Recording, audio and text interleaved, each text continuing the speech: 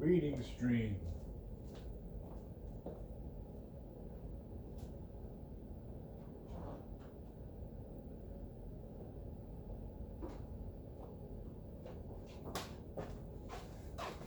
Reading stream.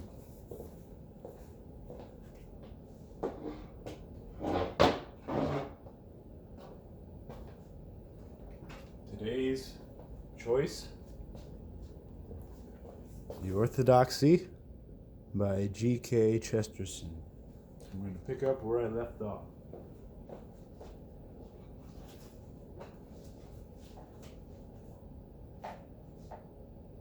Chapter 4: The Ethics of Elfland. When the businessman rebukes the idealism of his office boy, it is commonly in some such speech as this: "Ah, yes, when one is young, one has these ideals in the abstract and these castles in the air. But in the middle age, they all break up like clouds, and one comes down to a belief in practical politics, to using the machinery one has and getting on with the world as it is. Thus, at least, venerable and philanthropic old men, now in their honored graves, used to talk to me when I was a boy. But since when I have grown up, and I have discovered that these philanthropic old men were telling lies, what has really happened is exactly the opposite of what they said would happen. They said that I should lose my ideals and began to believe in the methods of practical politicians. Now I have not lost my ideals in the least. My faith in fundamentals is exactly what it always was. What I have lost is my old childlike faith in practical politics. I am still as much concerned as ever about the Battle of Armageddon, but I am not so much concerned about the general election. As a babe, I leapt up on my mother's knee at the mere mention of it. No, the vision is always solid and reliable. The vision is always a fact. It is the reality that is often a fraud. As much as I ever did, more than ever I ever did, I believe in liberalism. But there was a rosy time of innocence when I believed in liberals. I take this instance for one of the enduring faiths because, having now to trace the roots of my personal speculation, this may be counted, I think, as the only positive bias. I was brought up a liberal, and I have always believed in democracy, in the elementary liberal doctrine of a self-governing humanity. If anyone finds the phrase vague or threadbare, I can only pause for a moment to explain that the principle of democracy, as I mean it, can be stated in two propositions. The first is this: that the things common to all men are more important than the things peculiar to any man. Ordinary things are more valuable than extraordinary things. Nay, they are more extraordinary. Man is something more awful than men, something more strange. The sense of the miracle of humanity itself should always be more vivid to us than any marvels of power, intellect, art, or civilization. The mere man on two legs, as such, should be felt as something more heartbreaking than any music and more startling than any caricature. Death is more tragic even than death by starvation. Having a nose is more comic even than having a Norman nose. This is the first principle of democracy, that the essential things in men are the things that they hold in common, not the things they hold separately. And the second principle is merely this: that the political instinct or desire of one And the second principle is merely this: that the political instinct or desire is one of these things which they hold in common. Falling in love is more poetical than dropping into poetry. The democratic contention is that government, helping to rule the tribe, is a thing like falling in love, and not a thing like dropping into poetry. It is sometimes analogous to play the torture. It is sometimes analogous. It is something. It is not something analogous to playing the church organ, painting on vellum, discovering the North Pole, that insidious habit, looping the loop, being astronomer royal, and so on. For these things we do not wish a man to do at all unless he does them well. It is, on the contrary, a thing analogous.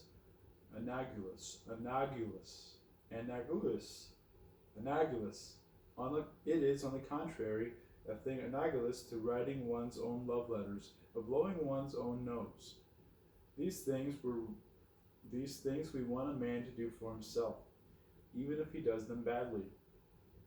I am not here arguing the truth of any of these conceptions. I know that some moderns are asking to have their wives chosen by scientists, and they may soon be asking, for all I know, to have their noses blown by nurses.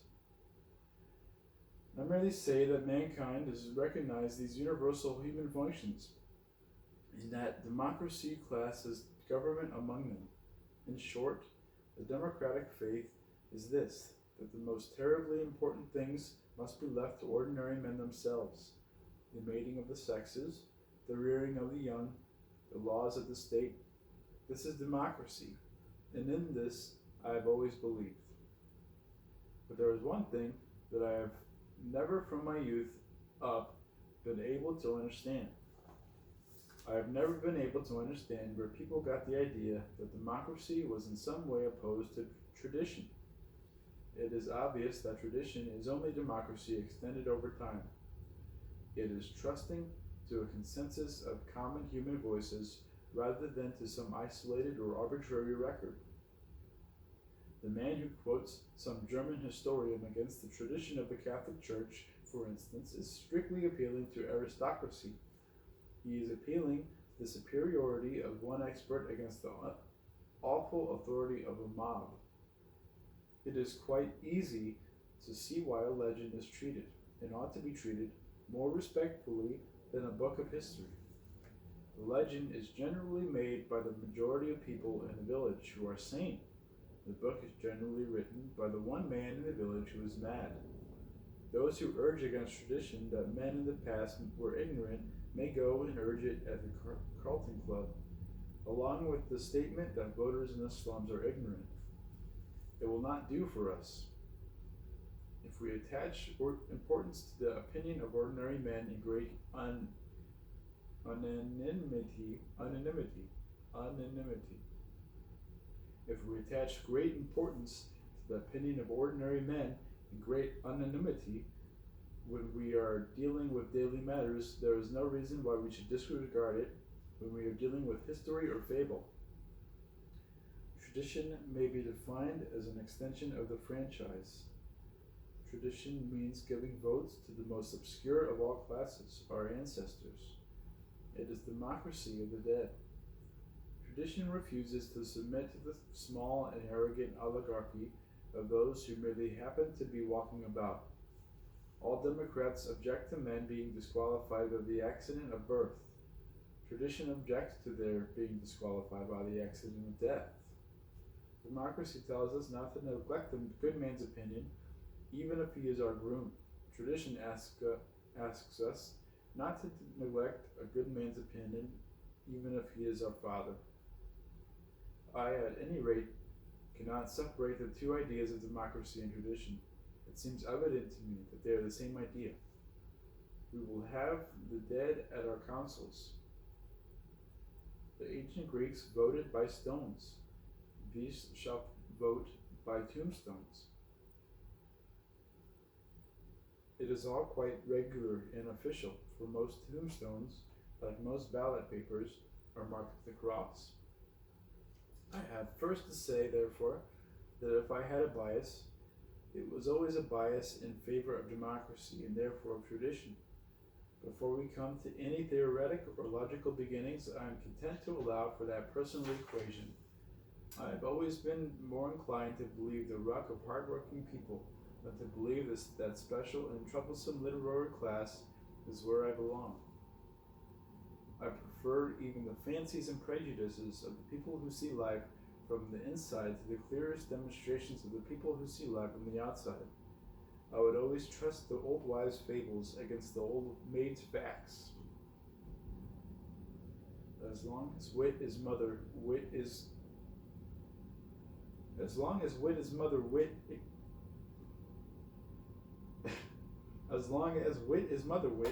it can be as wild as it pleases. Now I have to put together a general position, and I pretend to no training in such things.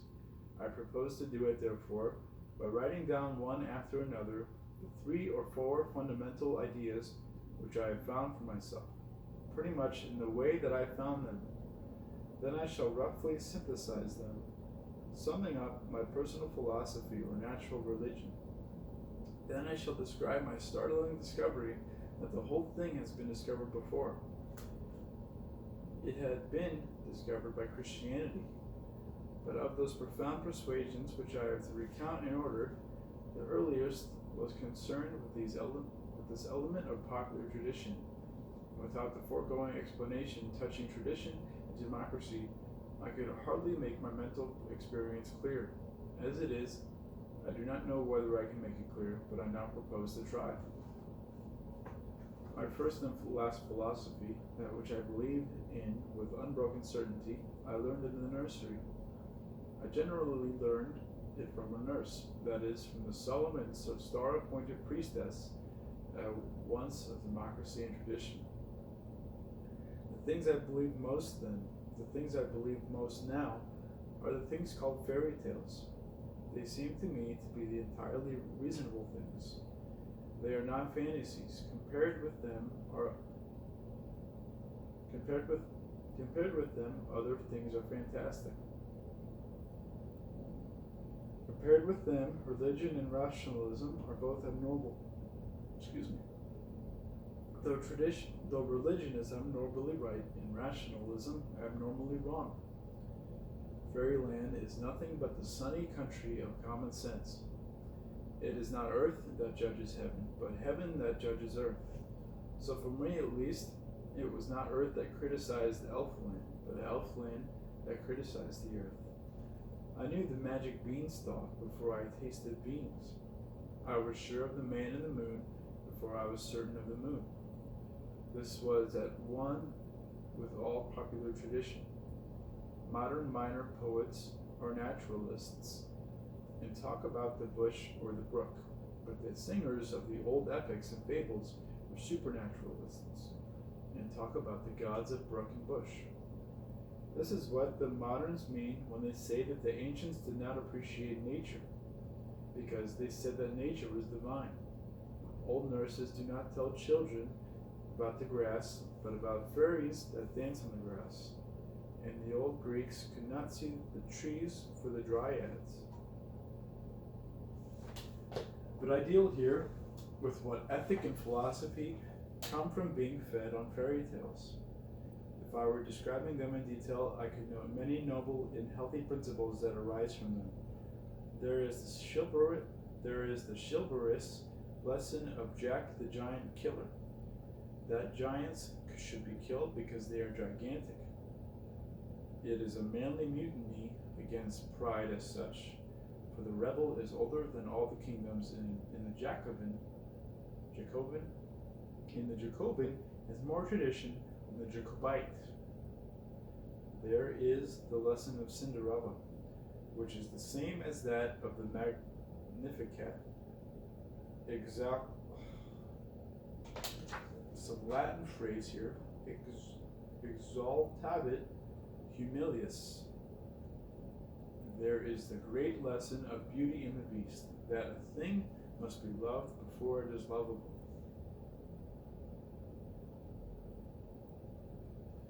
There is the terrible allegory of the Sleeping Beauty, which tells how the human creature was blessed with all birthday gifts, yet cursed with death. Now death also may perhaps be softened to a sleep. But I am not concerned with any of the separate statutes of Elfland, but with the whole spirit of its law, which I learned before I could speak, and shall remain and shall retain when I cannot write. I am concerned with a certain way of looking at life, which was created in me by the fairy tales, but has since been merely ratified by the mere facts. It might be stated this way: there are certain sequences or developments, cases of one thing following another, which are, in the true sense of the word, reasonable. They are, in the true sense of the word, necessary. Such are mathematical and merely logical sequences. We in fairyland, who are the most reasonable of all creatures, admit that reason in that they are, in the true sense of the word, necessary. Such are mathematical and merely logical sequences. We in fairyland, who are the most reasonable of all creatures, admit that reason they are, in the true sense of the word, necessary. Such are merely mathematical. They are, in the true sense of the word, necessary. Such are mathematical and merely logical sequences. We in fairyland, who are most reasonable of all creatures, admit that reason and that necessity. For instance, if the ugly sisters are older than Cinderella, it is, in an iron and awful sense, necessary that Cinderella is younger than the ugly sisters. There is no getting out of it.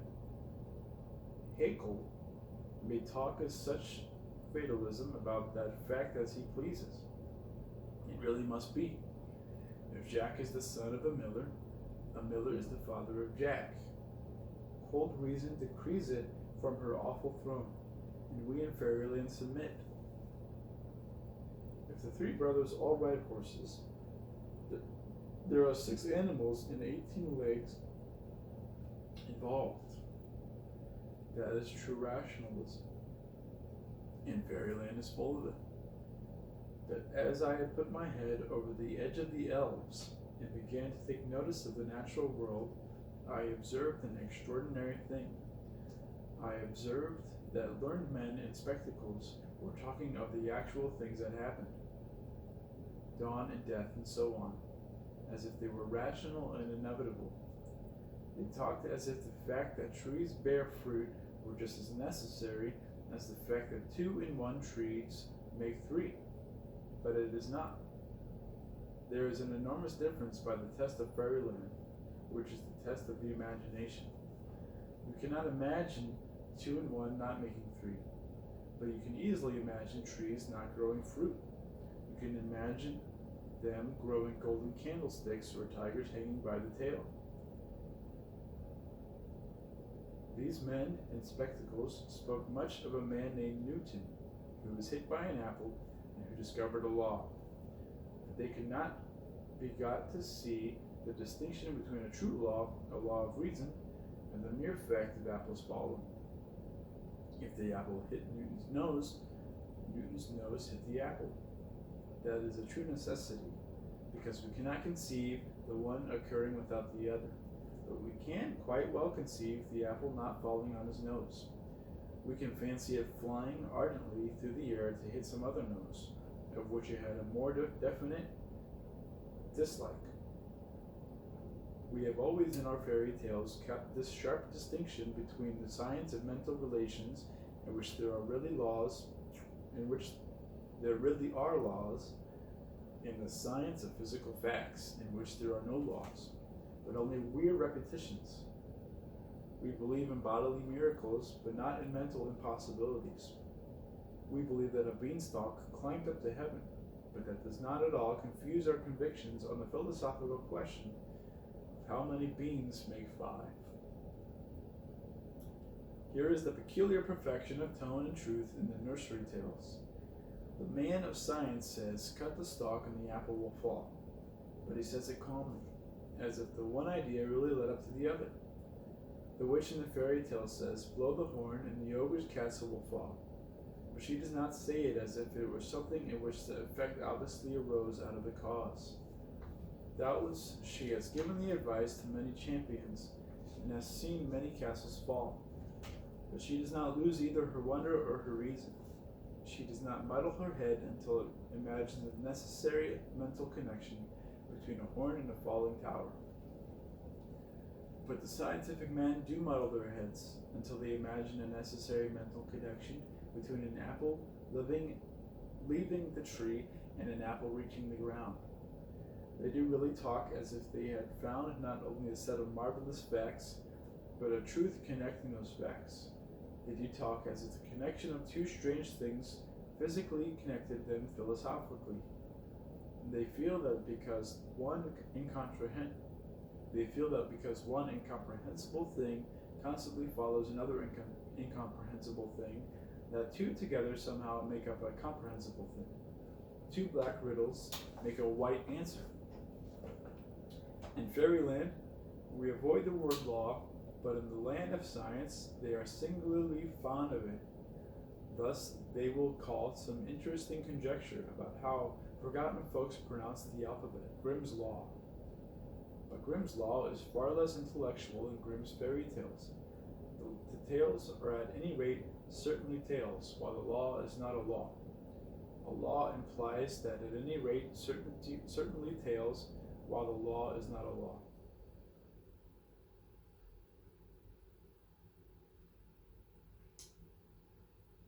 A law implies that we know the nature of the generalization and enactment, not merely that we have noticed some of the effects. If there is a law that pickpockets shall go to prison, it implies that there is an imaginable mental connection between the idea of prison and the idea of picking pockets. And we know what the idea is. We can say why we take liberty from a man who takes liberties, but we cannot say why an egg can turn into a chicken any more than we can say why a bear could turn into a fairy prince. As ideas, the egg and the chicken are further off each other than the bear and the prince, for no egg in itself suggests a chicken, whereas some princes do suggest bears. Granted, then, that certain transformations do happen, it is essential that we should regard them in the philosophic manner of fairy tales, not in the unphilosophic manner of science and the laws of nature. When we are asked why eggs turn to birds or fruits fall in autumn, we must answer exactly as the fairy godmother would answer if Cinderella asked her why mice turned to horses or her clothes fell from her at 12 o'clock. We must answer that it is magic. It is not a law, for we do not understand its general formula. It is not a necessity, for though we can count on it happening practically, we have no right to say that it must always happen. It is no argument for unalterable law, as Huxley fancied, that we count on the ordinary course of things. We do not count on it, we bet on it. We risk the remote possibility of a miracle as we do that of a poisoned pancake or a world-destroying comet. We leave it out of account, not because it is a miracle and therefore an impossibility, but because it is a miracle and therefore an exception. All the terms used in the science books, law, necessity, order, tendency, and so on, are really unintellectual because they assume an inner synthesis which we do not possess. The only words that ever satisfy me as describing nature are the terms used in the fairy books: charm, spell, and enchantment. They express the arbitrariness of the fact in its mystery. A tree grows fruit because it is a magic tree. Water runs downhill because it is bewitched. The sun shines because it is bewitched. I deny altogether that this is fantastic or even mystical. We may have some mysticism later on, but this fairy tale language about things is simply rational and agnostic. It is the only way I can express in words my clear and definite perception that one thing is quite distinct from another, that there is no logical connection between flying and laying eggs. It is the man who talks about a law that he has never seen who is the mystic. Nay, the ordinary scientific man is strictly a sentimentalist. He is a sentimentalist in this essential sense that he is soaked and swept away by mere associations. He has so often seen birds fly and lay eggs that he feels as if they must be some. He has so often seen birds fly and lay eggs that he feels as if there must be some dreamy, tender connection between the two ideas, whereas there is none. A forlorn lover might be unable to dissociate the moon from lost love. So the materialist is unable to dissociate the moon from the tide. In both cases, there is no connection except that one has seen them together. A sentimentalist might shed tears at the smell of an apple blossom, because, by a dark association of his own, it reminded him of his boyhood. So the materialist professor, though he conceals his tears, is yet a sentimentalist because, by a dark association of his own, apple blossoms remind him of apples. But the cool rationalist from fairyland does not see why, in the abstract, the apple tree should not grow crimson tulips. It sometimes does in his country.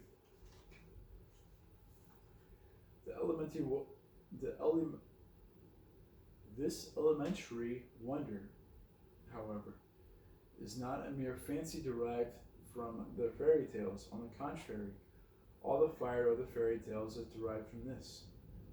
Just as we all like love tales because there's an instinct of sex, we all like astonishing tales because they touch the nerve of the ancient instinct of astonishment. This is proved by the fact that when we are very young children, we do not need fairy tales. We only need tales. Mere life is interesting enough. A child of 7 is excited by being told that Tommy opened a door and saw a dragon. But a child of 3 is excited by being told that Tommy opened a door. Boys like romantic tales, but babies like realistic tales because they find them romantic. In fact, a baby is about the only person, I should think, to whom a modern realistic novel could be read without boring him. This proves that even nursery tales only echo an almost prenatal leap of interest and amazement. These tales say that apples were golden only to refresh the forgotten moment when we found that they were green. They make rivers run with wine only to make us remember for one wild moment that they run with water. I have said that this is wholly reasonable and even agnostic, and indeed, on this point, I am all for this higher agnosticism. Its better name is ignorance. We have all read in scientific books, and indeed in all romances, the story of the man who has forgotten his name. This man walks about the streets and can see and appreciate everything, only he cannot remember who he is. Well, every man is that man in the story. Every man has forgotten who he is. One may understand the cosmos, but never the ego. The self is more distant than any star. Thou shalt love the Lord thy God, but thou shalt not know thyself. We are all under the same mental calamity. We have all forgotten our names. We have all forgotten what we really are. All that we call common sense and rationality and practicality and positivism only means that for certain dead levels of our life, we forgot that we have forgotten. All that we call spirit and art and ecstasy. All that we call spirit and art and ecstasy only means that for one awful instant we remember that we forget. But though, like the man without memory in the novel, we walk the streets with a sort of half-witted admiration, still it is admiration. It is admiration in English and not only admiration in Latin.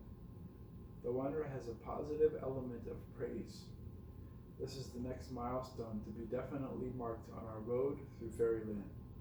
I shall speak in the next chapter about optimists and pessimists in their intellectual aspect, so far as they have won. But here I am only trying to describe the enormous emotions which cannot be described. and the strongest emotion was that life was as precious as it was puzzling. It was an ecstasy because it was an adventure. It was an adventure because it was an opportunity. The goodness of the fairy tale was not affected by the fact that there might be more dragons than princesses. It was good to be in a fairy tale. The test of all happiness is gratitude, and I felt grateful because, though I hardly knew to whom, the test of all happiness is gratitude, and I felt grateful, though I hardly knew to whom. Children are grateful when Santa Claus puts in their stockings gifts, toys, or sweets. Could I not be grateful that Santa Claus he put in my stockings the gift of 2 miraculous legs? We thank people for birthday presents of cigars and slippers. Can I thank no one for the birthday present of birth? There were, then, these 2 first feelings, indefensible and indisputable. The world was a shock, but it was not merely shocking. Its existence was a surprise, but it was a pleasant surprise. In fact, all of my first views were exactly uttered in a riddle that stuck in my brain from boyhood. The question was, what did the first frog say? And the answer was, Lord, how you made me jump. That says succinctly all that I am saying.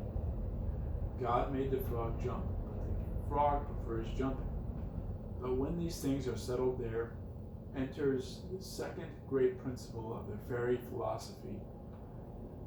Anyone can see it who will simply read Grimm's fairy tales or the fine collection of Mr. Andrew Lang. For the pleasure of pedantry, I will call it the doctrine of conditional joy. Touchstone talked of much virtue in an if. According to elfin ethics, all virtue is in an if. The note of the fairy utterance always is, you may live in a palace of gold and sapphire, if you do not say the word cow, or you may live happily with the king's daughter, if you do not show her an onion. The vision always hangs upon a veto. All the dizzy and colossal things conceded depend upon one small thing withheld. All the wild and whirling things that are let loose depend upon one thing that is forbidden. Mr. W. B. Yeats, in his exquisite and piercing elfin poetry, describes the elves as lawless. They plunge in innocent anarchy on the unbridled horses of the air, ride on the crest of the disheveled tide, and dance upon the mountains like flame. It is a dreadful thing to say that Mr. W. B. Yeats does not understand fairyland, but I do say it. He is an ironical Irishman, full of